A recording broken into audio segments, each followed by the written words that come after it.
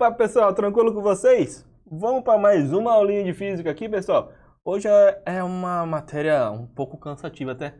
Segunda lei da termodinâmica. A aula passada foi a primeira lei, lembra? Delta U, a energia interna, é igual ao teu calor menos o teu trabalho, ok? Agora vamos mudar um pouquinho o foco. Segunda lei da termodinâmica. Falaremos sobre máquina térmica e refrigeradores. Vem aqui comigo, ó.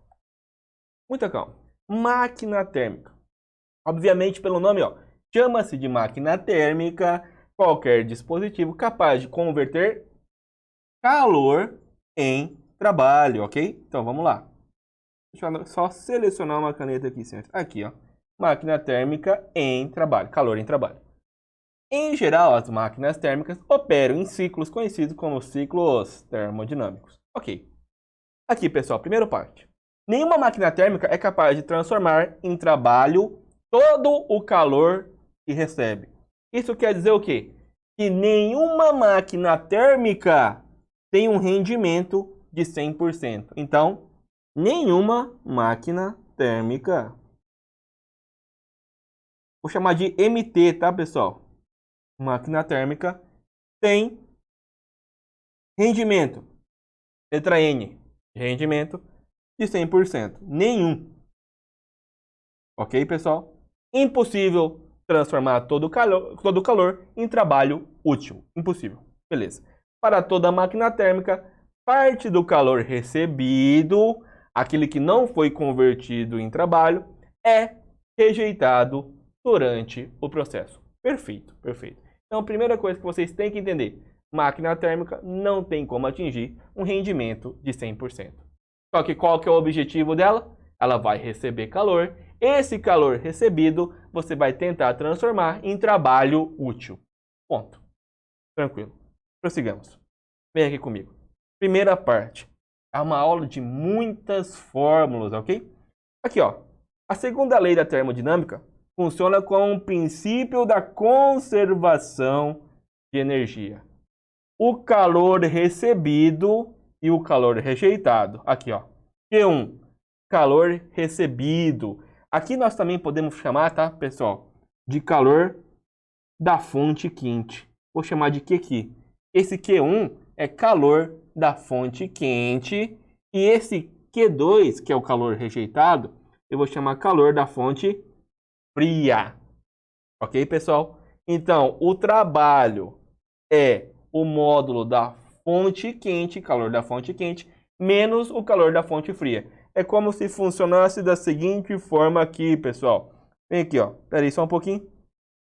Deixa eu só... Aqui, pessoal. Isso, vem aqui, ó. O Q1, aí, ó. Tá vindo de uma fonte quente. Lembre-se, máquina térmica. Todo o calor recebido, aqui, ó. Todo o calor recebido de uma máquina da fonte quente, ele vai tentar transformar em trabalho útil. Aqui é o trabalho útil.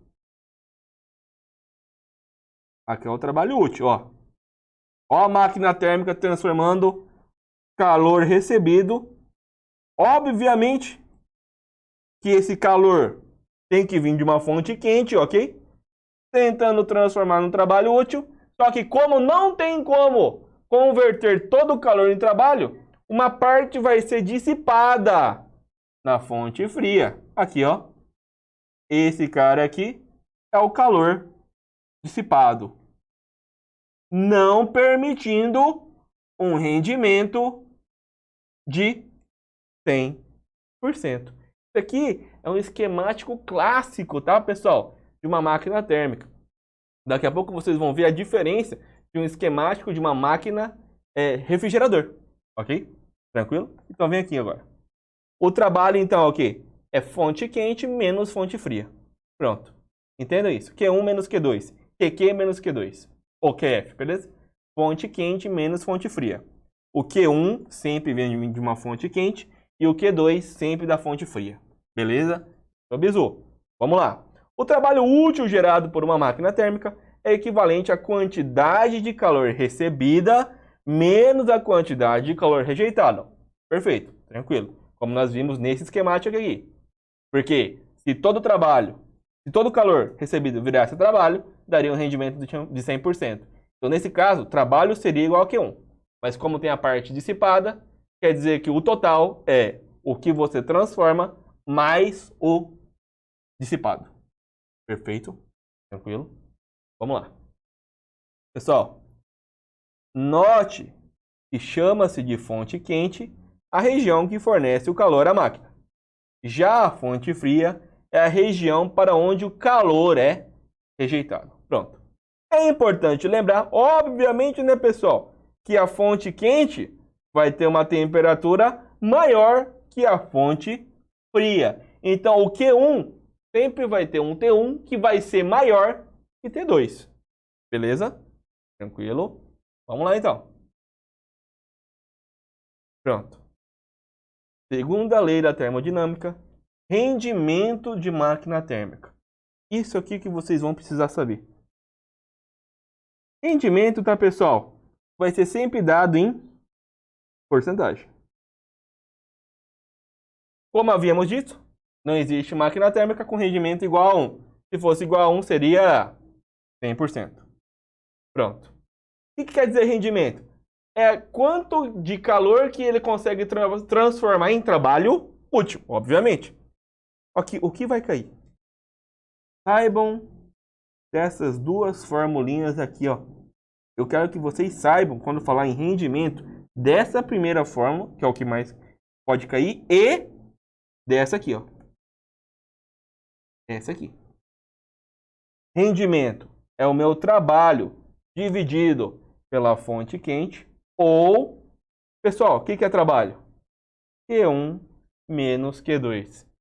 Q1 dividido por Q1 dá 1. Q2 sobre Q1. Isso é fonte fria sobre fonte quente.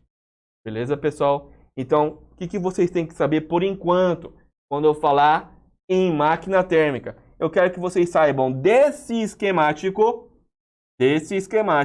e eu quero que vocês saibam que trabalho é igual a fonte quente menos fonte fria e rendimento é trabalho sobre fonte quente, que também é igual a 1 menos fonte fria sobre fonte quente. Por enquanto, é isso que vocês têm que saber bem, ok? Bem. Continuando. Vem comigo. Pronto. Falamos disso aqui. Agora, vamos tentar entender o que é o ciclo de Carnot. Quando eu estou falando que a máquina está operando no ciclo de Carnot, tá, pessoal? Quer dizer que ele está tendo maior rendimento possível. Então, o ciclo de Carnot é quando a máquina está operando no seu maior rendimento possível. Beleza, pronto. E o que você tem que saber do ciclo de Carnot? O ciclo de Carnot tem cara desse gráfico aqui, sendo o gráfico pressão por volume. O que você tem que saber? Aqui, pessoal, isso aqui é uma isoterma, ok? E eu vou chamar de isoterma 1. Aqui embaixo é outra isoterma. A isoterma 2. Então quer dizer o quê? Que qualquer ponto dessa isoterma possui a mesma temperatura. Na isoterma 2, mesma coisa. Qualquer ponto em cima da isoterma 2 possui a mesma temperatura. Só que em nenhum momento eu disse o quê? Que a isoterma 1 é igual à isoterma 2. O que vocês têm que lembrar? Vamos falar que a isoterma 1 vale 300 Kelvin. Já estou falando em Kelvin aqui para o senhor. 300 Kelvin. Quer dizer que aqui, ó, qualquer ponto da isoterma 1 vai valer 300. Ah, professor, então a isoterma 2 vai valer 300? Não, porque não faz parte da mesma isoterma. A de baixo pode valer, vamos falar, 280 Kelvin. Então, qualquer ponto da isoterma 2 vai valer 280 Kelvin. Ah, professor, por que a isoterma 2 não vale 320? Pessoal, entenda uma coisa. A isoterma que estiver acima possui maior temperatura. Por isso que a isoterma 1 é maior que a isoterma 2. Como que é? A temperatura na isoterma 1 sempre vai ser maior que a temperatura na isoterma 2. A isoterma que estiver acima sempre vai ter maior temperatura. Estamos claros, senhores? Beleza? Então, por isso que está aqui, ó. De 1 para 2. De 1 para 2. Se ela é uma isoterma, está sofrendo uma transformação isotérmica. Ok? Isotérmica. Agora vamos ver aqui, ó. De 1 para 2, tem uma temperatura maior e o gás está sofrendo uma expansão. Porque, ó, está saindo de 1 num volume V1, está indo para 2 num volume V2. O volume está aumentando. Então, isso aqui é uma isoterma que sofre expansão. Agora, de 2 para 3. Aqui está ocorrendo uma transformação adiabática, sem troca de calor, que é igual a zero, lembre-se disso? Só que o que acontece? De 2 para 3, ó, está indo de V2 para V3. Por isso que é uma transformação adiabática com expansão. Então, 1 para 2, expansão, 2 para 3, expansão. Agora, de 3 para 4, ele está indo de V3 para V4. Você está sofrendo o quê? Uma compressão. Só que está numa isoterma. Então, aqui é uma isoterma que sofre compressão.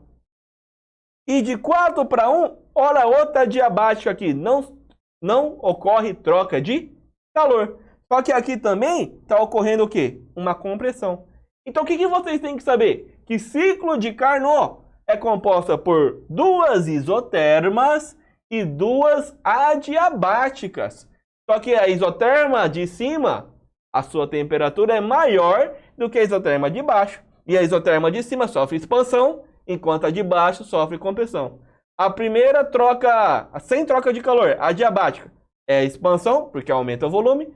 E de 2 para 1, você vai sofrer, perdão, de 4 para 1, você vai sofrer também uma transformação adiabática, só que com compressão, pois o volume está diminuindo.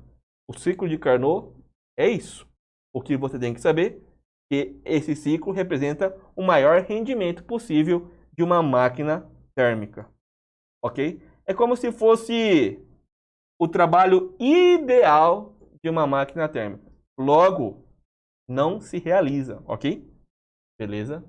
Vamos continuar aqui então. Pronto. Agora, ó, se a máquina estiver trabalhando no ciclo de Carnot, olha o que você tem que lembrar, que a fonte fria está equivalente à fonte quente como as suas temperaturas. Peraí, professor. O senhor está falando o seguinte. Sim, na hora de calcular o teu rendimento, você viu que o rendimento é trabalho sobre fonte quente, que deu 1 menos Q frio sobre Q quente. Lembrando que o Q frio é o nosso Q2 e o nosso Q quente é o nosso Q1. Só que, o que eles falam? Que o calor, ele é diretamente proporcional às suas temperaturas. Então, o que eu posso escrever aqui, senhores? Ó, que o rendimento num ciclo de Carnot é igual a 1 menos. No lugar de QF, eu posso botar temperatura da fonte fria. No lugar da fonte quente, eu posso botar temperatura da fonte quente para ciclo de Carnot. Lembrando que a nossa temperatura tem que estar em Kelvin. Isso é, se ele me der graus Celsius, você tem que somar 273. Repito novamente, sendo chato, para ciclo de Carnot. Se a máquina não estiver operando no ciclo de Carnot, você vai utilizar exatamente esse cara aqui, tá? Ou rendimento é igual a trabalho sobre a fonte quente, no caso Q1. Perfeito? Agora, no ciclo de Carnot, você pode trabalhar tanto nisso aqui, quanto com a temperatura em Kelvin. Beleza? Tamo junto. Ok. Por isso que está essa formulinha aqui. Pronto. Esse é o bizu, então. Vamos prosseguir. Pronto. Falamos de máquina térmica. Só fazendo um adendo. Máquina térmica, o que vai ser importante? Rendimento. Rendimento, trabalho sobre a fonte quente, que é o teu Q1. Lembrando que trabalho é a diferença entre a fonte quente, o seu Q1, menos a fonte fria, que é o Q2. Lembrando também que o rendimento é igual a 1 menos a fonte fria sobre a fonte quente. E, se tiver num ciclo de Carnot, pode ser 1 menos a temperatura fria sobre a temperatura quente, ok? Lembrando que o ciclo de Carnot é composto por 2 isotermas e 2 adiabáticas. Pronto. Pronto. Mais do que sabendo isso, vocês vão conseguir realizar os exercícios. Tranquilo? Agora vamos lá, muda a chavinha. Vamos passar de máquina térmica para refrigeradores. Vem comigo. Chama-se de refrigerador uma máquina capaz de transferir calor de uma região mais fria para uma região mais quente. Obviamente, por isso que ele está sendo um refrigerador.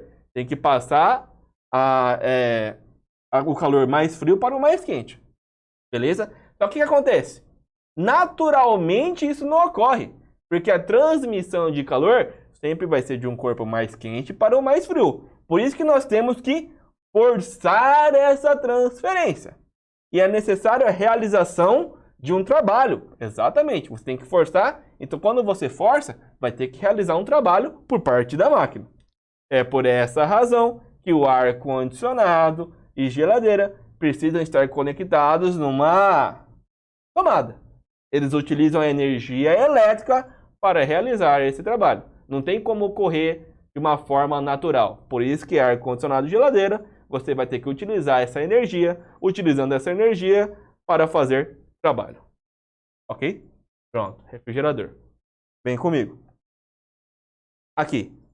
Quando eu falar em refrigerador, vocês vão poder utilizar exatamente o mesmo esquema. O trabalho é igual a fonte quente menos fonte fria. Tranquilo. Você pode continuar utilizando aqui, tá? Você pode utilizar exatamente isso aqui. Fica tranquilo. Pode vir na minha aqui, ó. Q1 menos Q2. Pode continuar. Trabalho, então, é fonte quente menos fonte fria. Beleza. Aqui o Q2 continua sendo rejeitado na fonte quente. Beleza. E o Q1, fonte fria. Beleza. Então, no refrigerador, o trabalho, vocês podem manter essa fórmula. Tranquilo? Ok. Vamos lá. Continuando aqui. Olha o esquemático. Lembra que no esquemático da máquina térmica, o trabalho aqui era o trabalho útil sendo realizado pela máquina térmica. Aqui, ó. Aqui na máquina térmica, você vai injetar. Aqui, ó. Você não está injetando fonte fria na máquina térmica. A máquina térmica injeta a fonte quente. Só que aqui não. Por ser um refrigerador, tem que injetar fonte fria e liberar fonte quente. Beleza? Você tem que fazer isso. E aqui, como que não é algo natural, você tem que utilizar da energia elétrica do meio para que seja realizado trabalho no refrigerador. Por isso que você tem que botar na energia elétrica. A energia elétrica que vai induzir para realizar esse trabalho aqui. Porque não tem como ocorrer de uma forma natural. Então a grande diferença é que no refrigerador você não está injetando a fonte quente. Você vai injetar a fonte fria para liberar a fonte quente. Você quer injetar o frio e liberar o calor para fazer o papel do refrigerador. Ok? Só que para isso, como algo não é algo natural, alguém do meio externo tem que estar injetando trabalho no refrigerador. E no nosso caso seria a nossa energia elétrica. Pronto. Perfeito. Essa é a grande diferença. Então vamos lá. Aqui, nós não vamos falar de rendimento. No refrigerador, nós falaremos de eficiência.